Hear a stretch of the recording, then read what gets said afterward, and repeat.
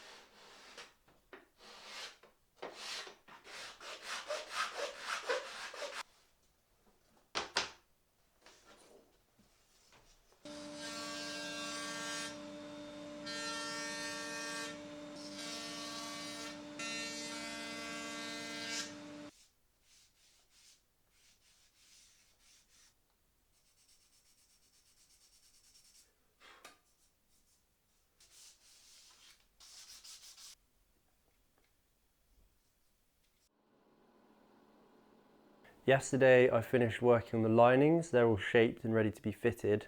Today's task, this is the head scratcher of the week task, is to shape this bevel block. At the moment it's 12mm and it needs to be tapered off to about 6mm at either end to transition into the linings and the tail block at the other end.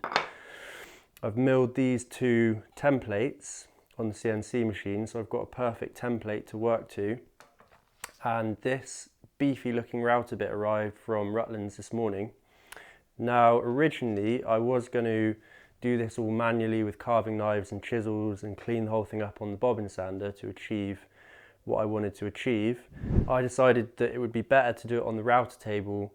It would be a cleaner cut, it would be more accurate to the template that I want.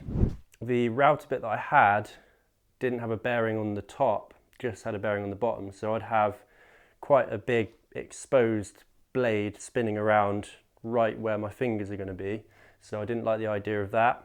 What I'm planning to do is to glue both of these templates on here like that, so I can come in and both of these bearings will be riding on a template nice and smooth, and I can go with the grain in both directions. I don't want this thing to fly off across the room, which does sometimes happen with curved work.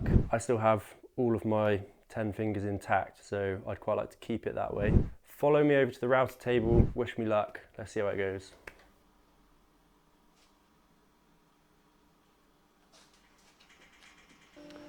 Full disclaimer, these videos are for entertainment purposes only. I take my own calculated risks in my own workshop. Nothing here is a recommendation.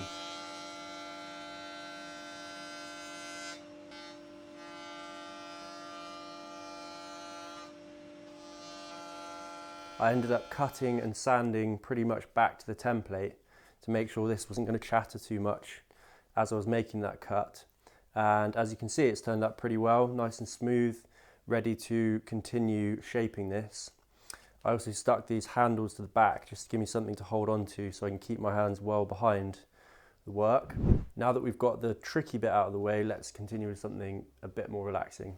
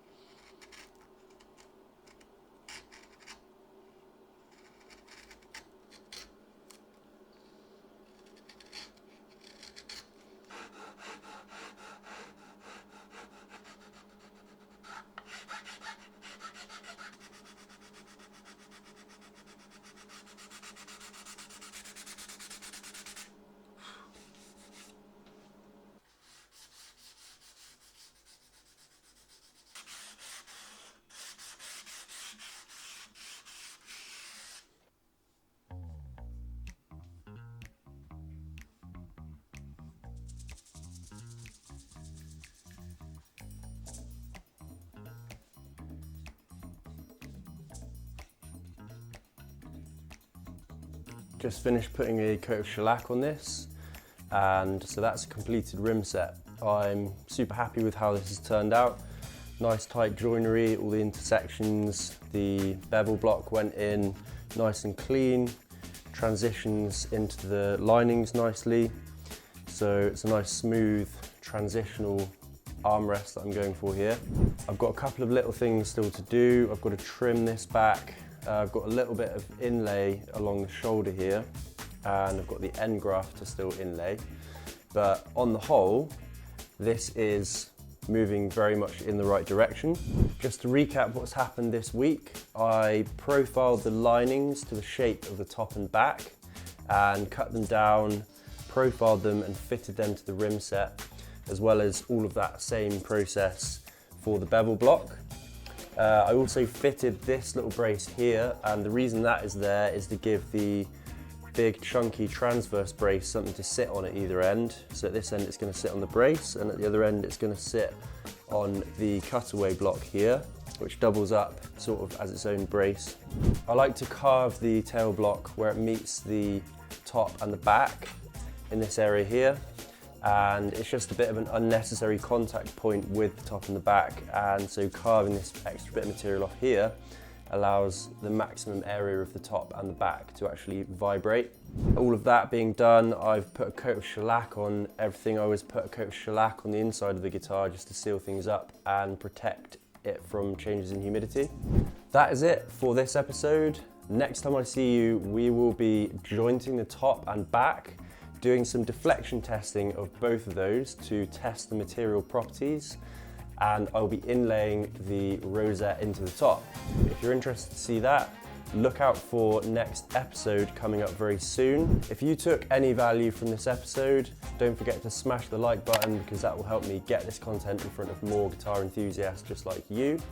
Share it with someone you think might enjoy coming along this journey, building a custom acoustic guitar with us, and subscribe so you don't miss any of the episodes coming up in the next few weeks and months. And other than that, I look forward to seeing you in the next one.